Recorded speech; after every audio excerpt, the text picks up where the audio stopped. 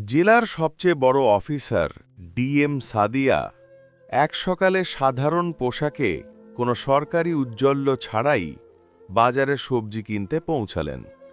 তার মুখে ছিল সরলতা, চলনে ছিল আত্মবিশ্বাস, কিন্তু কেউ কল্পনাও করেনি যে এই মেয়েটি এই জেলার ডিএম। সাদিয়া সোজা একটি ঠেলাগাড়ির কাছে গিয়ে থামলেন। সেখানে একজন প্রায় ৩০ বছর বয়সী সবজি বিক্রেতা মহিলা সবজি বিক্রি করছিলেন। সাদিয়া হাসি মুখে তার কাছে সবজির দাম জিজ্ঞাসা করতেই হঠাৎ একটি ছোট ছেলে দৌড়ে এসে সেই মহিলাকে জড়িয়ে ধরে বলল, মা, আমাকে স্কুলে যেতে হবে, দেরি হয়ে যাচ্ছে, নইলে টিচার বকবেন। সবজি বিক্রেতা বলল, বাবু একটু অপেক্ষা কর, আমি এদের সবজি দিয়ে দিই, তারপর তোকে ছেড়ে আসব। ছেলেটি জেদ করে বলতে লাগলো, না মা, এক্ষুনি চলো প্লিজ, অনেক দেরি হয়ে যাচ্ছে। এসব দেখে ডিএম সাদিয়ার মন গলে গেল। তিনি হেসে বললেন, আপনি বাচ্চাকে স্কুলে ছেড়ে আসুন, আমি আপনার দোকান সামলাচ্ছি। সবজি বিক্রেতা একটু ইতস্তত করল, কিন্তু সাদিয়ার আশ্বাস ভরা কথায় সাহস পেল। সে বলল, ঠিক আছে বোন, আমি তাড়াতাড়ি ফিরে আসব। এরপর সে তার ছেলেকে নিয়ে স্কুলের দিকে রওনা দিল। এদিকে সাদিয়া ঠেলাগাড়ির কাছে দাঁড়িয়ে চারপাশের পরিবেশ লক্ষ্য করছিলেন। তখনই একটি মোটরসাইকেল ঠেলার কাছে এসে থামল। তাতে বসেছিলেন ইন্সপেক্টর তানজিল। তিনি নামতে একটু কটাক্ষ করে বললেন, তুমি কবে থেকে এখানে সবজি বিক্রি শুরু করলে? এখানে তো একজন মহিলা থাকত, সে কোথায় গেল? সাদিয়া কিছু বলার আগেই সেই সবজি বিক্রেতা ফিরে এলো। ইন্সপেক্টরকে দেখে তার মুখে আতঙ্ক ছড়িয়ে পড়ল। ঝুঁকে বলল, ইন্সপেক্টর সাহেব, আপনার কি লাগবে? যা চান নিয়ে নিন। ইন্সপেক্টর অযৌক্তিকভাবে হুকুম দিল, আধা কেজি টমেটো দাও, 1 কেজি ভিন্ডি আর আধা কেজি পটলও দাও। মহিভা কিছু না বলে তাড়াতাড়ি সবজি ওজন করে দিল। ইন্সপেক্টর একটি টাকাও না দিয়ে মোটরসাইকেলে উঠে চলে গেল। এসব দেখে সাদিয়া স্তম্ভিত হয়ে গেলেন। কিছুক্ষণ নীরবে কাটল। তারপর তিনি সবজি বিক্রেতাকে জিজ্ঞাসা করলেন, বোন, ও পয়সা দিল না কেন? তুমি কিছু বললে না কেন? মহিলার চোখে অসহায়তা স্পষ্ট ছিল। ধীরে বলল, বোন, কি বলবো? এই ইন্সপেক্টর প্রতিদিন এভাবে সবজি নিয়ে যায়। কিছু বললে ধমকায়, বলে আমার কাছে পয়সা চাইবি, এক্ষুনি তোর ঠেলা তুলে নেব। আমার ভয় করে, ঠেলা চলে গেলে ঘর চলবে কি করে? আমার বাচ্চারা কি খাবে? তাই চুপচাপ দিয়ে দিই। এ কথা শুনে সাদিয়ার মুখের রং পাল্টে গেল।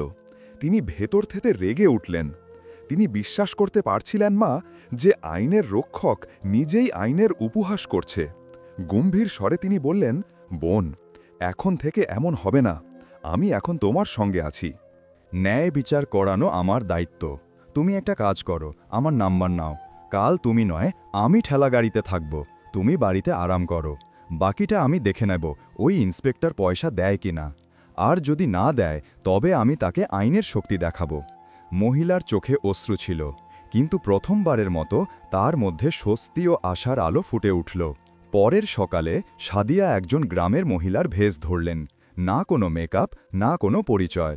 সাধারণ শাড়ি পরে মাথায় ওড়না রেখে তিনি ঠেলায় এসে দাঁড়ালেন।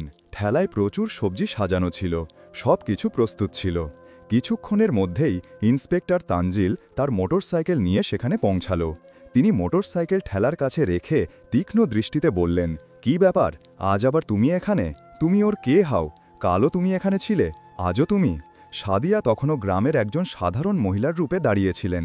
ধীরে বললেন, আমি ওর বোন, তাই আজ ওর জায়গায় ঠেলা সামলাচ্ছি। ইন্সপেক্টর ঘৃণ্য হাসি দিয়ে বলল, তাহলে তুমি তো আর বোনের চেয়েও সুন্দর, আজ খুব সুন্দর লাগছে। তারপর চোখ দিয়ে তাকে মাথা থেকে পা পর্যন্ত দেখতে লাগল এবং অশোভন শুয়ে বলল, যাই হোক, এসব ছাড়ো, আমাকে 1 কেজি টমেটো দাও, সঙ্গে একটু ধনিয়ার মরিচও দিও। সাদিয়া কোনো প্রতিক্রিয়া না দেখিয়ে সবজি ওজন করে চুপচাপ তার হাতে দিলেন। ইন্সপেক্টর সবজি নিয়ে ফিরতে যাচ্ছিল এবং মোটরসাইকেল স্টার্ট করল। তখন সাদিয়া কঠিন কণ্ঠে বললেন, থামুন, আপনি এখনও সবজির পয়সা দেননি, পয়সা দিন, এভাবে চলবে না। ইন্সপেক্টর বিরক্ত হয়ে বলল, কিসের পয়সা? আমি তো প্রতিদিন ফ্রি নিই, তোমার বোনের কাছে জিজ্ঞাসা করো, সে তো কিছু বলে না, আর তুমি আমার সামনে বেশি কথা বলো না। তিনি আবার যেতে লাগলেন। তখন সাদিয়া দ্রুত বললেন, আপনি আমার বোনের কাছ থেকে যেভাবে নিয়েছেন নিন, আমার কাছ থেকে নয়। সবজির পয়সা দিতে হবে, আমাদেরও পয়সা খরচ করেই সবজি আনতে হয়, আর একদিন সবজি না বিক্রি করি তবে আমাদের ঘরে চুলা জ্বলে না। আপনার মতো লোক ফ্রিতে সবজি নিয়ে আমাদের পেটে লাথি মারে। এ কথা শুনে ইন্সপেক্টরের চেহারা অহংকারে জ্বলে উঠল। তিনি রেগে গিয়ে সাদিয়ার গালে একটি জোরালো চড় মারলেন। সাদিয়া টলে গেলেন, কিন্তু নিজেকে সামলে নিলেন। চোখে অস্ত্র ছিল, কিন্তু আত্মসম্মান আর চুপ থাকতে প্রস্তুত ছিল না। কাঁপা কণ্ঠে সাদিয়া বললেন, আপনি একজন মহিলার ওপর হাত তুলে খুব বড় ভুল করেছেন, এর পরিণাম ভোগ করতে হবে আপনাকে। ইন্সপেক্টর আরও উত্তেজিত হয়ে চিৎকার করে বলল, তুই আমাকে শেখাবি? তোর এত সাহস, এখনই দেখাচ্ছি। তারপর তিনি সাদিয়ার চুল ধরে টানলেন। সাদিয়া ব্যথায় কুকিয়ে উঠলেন, কিন্তু চুল ছাড়িয়ে বললেন, এসব খুব খারাপ হচ্ছে, আমি তোমার বিরুদ্ধে রিপোর্ট করব। তোমাকে সবজির পয়সা দিতেই হবে। কিন্তু ইন্সপেক্টর তার পদের জোরে মত্ত ছিলেন। বললেন, তোর এত সাহস? তুই একটা সবজি বিক্রেতা, আর আমি এই থানার ইন্সপেক্টর। আমি তোকে এখানে দাঁড়িয়ে কিনে নিতে পারি। বেশি কথা বললে উল্টো তোকেই জেলে ভরব। এই বলে তিনি মোটরসাইকেল স্টার্ট করে চলে গেলেন। সাদিয়ার শরীর কাঁপছিলেন, তবু তিনি নিজেকে সংযত রাখলেন। তিনি জানতে চাইলেন এই ইন্সপেক্টর কতটা নিচে নামতে পারে। কিছুক্ষণ ঠেলার কাছে বসে থাকার পর তিনি সবজি বিক্রেতাকে ফোন করে বললেন, এখন তুমি ঠেলায় এসো। সবজি বিক্রেতা আসতেই সাদিয়া চুপচাপ সেখান থেকে চলে গেলেন। বাড়ি গিয়ে তিনি সাধারণ পোশাক বদলে কালো রঙের সালোয়ার স্যুট পরে একজন সাধারণ মহিলার মতো থানায় পৌঁছালেন। থানায় পৌঁছে দেখলেন ইন্সপেক্টর তানজিল সেখানে নেই। একজন হাবিলদার ডেস্কে বসা ছিল। সাদিয়া সরাসরি তাকে জিজ্ঞাসা করলেন, আমাকে রিপোর্ট করতে হবে, ইন্সপেক্টর তানজিল কোথায়, আর এসএইচও সাহেবের সঙ্গে দেখা করতে হবে। হামেলদা জবাব দিল, ইন্সপেক্টর সাহেব কিছু কাজে বাড়ি গেছেন, আর এসএইচও সাহেব ফিল্ড ভিজিটে বাইরে গেছেন, আপনি চাইলে একটু বসুন। সাদিয়ার চোখে এখন ন্যায়ের আগুন জ্বলছিল, আর এই আগুন আর থামতে প্রস্তুত ছিল না। থানায় কিছুক্ষণ কাটতেই হঠাৎ দরজা খুলে এসএইচও আতিক রানা ভেতরে প্রবেশ করলেন। ভারী পায়ে ভেতরে আসতেই তার দৃষ্টি কালো সালোয়ার স্যুট পরা সেই সাধারণ মহিলার ওপর পড়ল, যিনি ছিলেন আর কেউ নন, স্বয়ং ডিএম সাদিয়া। আতিক রানা কঠোর স্বরে জিজ্ঞাসা করলেন, তুমি কে, এখানে কেন এসেছ? সাদিয়া শান্ত স্বরে বললেন, আমাকে রিপোর্ট করতে হবে। এ কথা শুনে আতিক রানা ব্যঙ্গ করে হেসে বললেন, রিপোর্ট করতে হবে? তাহলে আগে কিছু খরচপত্র নিয়ে এসেছ? এখানে রিপোর্ট করতে 10 থেকে 20,000 টাকা লাগে, এনেছো? তাহলে বের করো, তবে তোমার রিপোর্ট লিখব। এ কথা শুনে সাদিয়ার মুখ কঠিন হয়ে গেল। গম্ভীর স্বরে বললেন, কিসের টাকা? রিপোর্ট করতে কোনো ফি লাগে না, আপনি ঘুষ কেন চাইছেন? আতিক রানা হেসে বললেন, তোমাকে কে বলল টাকা ছাড়া রিপোর্ট হয়? এখানে যে আসে সে নিজের ইচ্ছায় টাকা দেয়, আর না দিলে তার রিপোর্ট লেখা হয় না। এখন তোমার ইচ্ছা। সাদিয়া গভীর নিঃশ্বাস নিয়ে বললেন, ঠিক আছে, এই নিন 10,000 টাকা, এখন রিপোর্ট লিখুন। টাকা নিয়ে আতিক রানা জিজ্ঞাসা করলেন, বলুন কার বিরুদ্ধে রিপোর্ট? সাদিয়া গম্ভীর হয়ে বললেন, ইন্সপেক্টর তানজিলের বিরুদ্ধে। তিনি একজন সবজি বিক্রেতা মহিলার সঙ্গে অসভ্যতা করেছেন। প্রতিদিন তার ঠেলা থেকে বিনা পয়সায় সবজি নিয়ে যান, আর আমি যখন প্রতিবাদ করলাম তখন আমার ওপর হাত তুললেন। আমি এর ওপর কঠোর আইনি ব্যবস্থা চাই। আতিক রানার মুখ ফ্যাকাশে হয়ে গেল, তার মুখে আতঙ্ক স্পষ্ট। হেঁচড়ে বললেন, তিনি তো আমাদের থানার সিনিয়র ইন্সপেক্টর, আর তাছাড়া যদি কেউ ফ্রিতে জিনিস দেয় তাতে দোষ কি? আমরা পুলিশ, একটু আত্র চলে। সাদিয়া এখন সব বুঝে গিয়েছিলেন, এই সিস্টেম ভেতর থেকে পচে গেছে। এরা শুধু ইউনিফর্ম নয়, গরিবদের অসহায়তার ব্যবসা করছে। তিনি কিছু না বলে চুপচাপ থানা থেকে বেরিয়ে গেলেন, কিন্তু তার চোখে এখন আগুন জ্বলছিল। পরের দিন সকালে ডিএম সাদিয়া ইউনিফর্ম পরে গাড়ি নিয়ে সোজা সেই থানায় পৌঁছালেন। সঙ্গে ছিল তার সরকারি গার্ড। থানার গেটে ইউনিফর্মে তাকে দেখে পুরো স্টাফ হতবাক হয়ে গেল। ভেতরে ঢুকতে ইন্সপেক্টর তানজিল এবং এসএইচও আতিক রানা দুজনেই উপস্থিত ছিলেন। তাদের মুখে আতঙ্ক ছড়িয়ে পড়ল যখন তারা সেই মেয়েকে দেখলেন, যাকে তারা অপমান করেছিল। কিন্তু আজ তিনি সাধারণ মহিলা নন, জেলার ডিএম ছিলেন। ঘাবড়ে গিয়ে দুজনে একসঙ্গে বললেন, আপনি কে, আর এই ইউনিফর্ম কেন পরেছেন? সাদিয়ার চোখ এখন একজন অফিসারের মর্যাদায় জ্বলছিল। গম্ভীর স্বরে বললেন, ইউনিফর্ম দেখা যাচ্ছে না? আমি এই জেলার ডিএম সাদিয়া, আর আমি এখন সব জেনে গেছি। এই থানায় কিভাবে গরিবদের ভয় দেখানো হয়, তাদের কাছ থেকে টাকা আদায় করা হয়, আর আইনের নামে অত্যাচার করা হয়। এই কথা শুনে দুজনের পায়ের মাটি সরে গেল। ঘাবড়ে গিয়ে তাদের কণ্ঠ কাঁপতে লাগল। ম্যাডাম, আপনি কি বলছেন? আপনি যদি সত্যিই ডিএম হন তাহলে আপনার আইডি দেখান। সাদিয়া একটিও কথা না বলে তার ব্যাগ থেকে সরকারি পরিচয়পত্র বের করে আতিক রানার সামনে রাখলেন। আইডি দেখে আতিক রানার হাত কাঁপতে লাগল, তার মুখ থেকে সব রং উড়ে গেল। তৎক্ষণাৎ হাত জোর করে ঝুটে বললেন, মাফ করুন ম্যাডাম, আমি জানতাম না যে আপনি ডিএম, আমার থেকে খুব বড় ভুল হয়ে গেছে। পেছনে দাঁড়ানো ইন্সপেক্টর তানজিলও ততক্ষণে ঘাবড়ে গিয়েছিলেন। তিনিও হাত জোর করে বললেন, ম্যাডাম মাফ করুন, যা হয়েছে ভুলে হয়েছে, আর কখনো হবে না। দুজন অফিসারই লজ্জায় মাথা নিচু করে দাঁড়িয়েছিলেন, কিন্তু ডিএম সাদিয়ার তখন কোনো সাধারণ কর্মী ছিল না। কঠোর স্বরে বললেন, আজ থেকে তোমরা দুজনেই সাসপেন্ড। ইউনিফর্ম পরে তোমরা যা করেছ তার হিসেব এখন আইন করবে।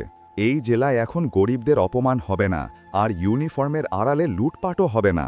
তারপর পেছনে দাঁড়ানো স্টাফকে নির্দেশ দিলেন, এদের দুজনকে তাৎক্ষণিক সাসপেন্ড করা হোক এবং তাদের বিরুদ্ধে বিভাগীয় তদন্ত শুরু হোক। পুরো থানা এখন নিস্তব্ধ। দিয়ে সাদিয়া আর একবার প্রমাণ করলেন যে ইউনিফর্ম শুধু ক্ষমতা নয়, দায়িত্বের প্রতীক। সাদিয়া কঠোর স্বরে দুজন অফিসারের দিকে তাকিয়ে বললেন, তোমরা দুজন মাফের যোগ্য নও। আজ যা করেছ তা একজন অফিসার নয়, একজন অপরাধী করে।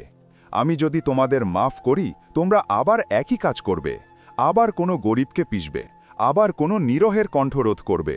এই বলে তিনি এগিয়ে যেতে লাগলেন। কিন্তু তখনই ইন্সপেক্টর তানজিল এবং এসএইচও আতিক রানা দুজনেই তার পায়ে পড়ে গেলেন। তাদের চোখে অনুতাপ আর মুখে লজ্জা স্পষ্ট ছিল। আতিক রানা বললেন, ম্যাডাম আপনি ঠিক বলছেন, আমরা সত্যি মাফের যোগ্য নই, কিন্তু একটা শেষ সুযোগ দিন, আমরা সত্যি বদলে যাব। আজ থেকে কোনো গরিবকে কষ্ট দেব না, কারো কাছ থেকে অযথা টাকা নেব না, আর প্রত্যেক ফরিয়াদি সম্মান করব। তঞ্জিকা মাথা নিচু করে বললেন, মাফ করুন ম্যাডাম, প্রতিজ্ঞা করছি আর এমন ভুল হবে না। আর যদি হয় তবে আপনি আমাদের সাসপেন্ড নয়, সোজা জেলে পাঠিয়ে দিন। আফিয়া কিছুক্ষণ চুপ করে রইলেন। তাদের দুজনের ভিজে চোখ আর ভীত মুখের দিকে তাকিয়ে রইলেন। তারপর গভীর নিঃশ্বাস নিয়ে গম্ভীর স্বরে বললেন, ঠিক আছে, আমি তোমাদের মাফ করছি, কিন্তু এটাই শেষ সুযোগ। পরের বার যদি কোনো গরিবের কণ্ঠ আমার কাছে পৌঁছায়, যদি কেউ বলে থানায় অবিচার হয়েছে, তবে আমি তোমাদের শুধু সাসপেন্ড নয়, জেলের সোজা ঢুকিয়ে দেব, আর এবার কোনো মাফ হবে না। দুজন অফিসার মাথা নিচু করলেন। তাদের আত্মসম্মান চূর্ণ হয়ে গিয়েছিল, কিন্তু এখন তাদের মধ্যে সংশোধনের একটি সত্যিকারের ঝলক ছিল। সাদিয়া থানা থেকে বেরিয়ে যাওয়ার সময় পুরো স্টাফের দিকে একবার তাকিয়ে বললেন, পুলিশের ইউনিফর্ম ভয় দেখানোর জন্য নয়, ভরসা দেওয়ার জন্য। এই ইউনিফর্মের সম্মান তখনই হবে যখন এটি পরা ব্যক্তি সম্মান দিতে শিখবে। ডিএম চলে যাওয়ার পর পুরো থানায় নীরবতা ছড়িয়ে পড়ল। সবার মুখে লজ্জা আর চিন্তার রেখা ফুটে উঠল। সেই দিনের পর পুরো থানা যেন বদলে গেল। এখন আর কেউ ঘুষ নিত না, কোনো গরিবের কণ্ঠ দমানো হতো না, প্রত্যেক ফরিয়াদির কথা শোনা হতো, রিপোর্ট বিনা টাকায় লেখা হতো। রাস্তা থেকে বাজার পর্যন্ত পুলিশ মানুষের সাহায্য করতে দেখা যেত। সবজি বিক্রেতা মহিলাও তার ঠেলায় হাসি মুখে বসত, কারণ এখন তার কোনো ভয় ছিল না।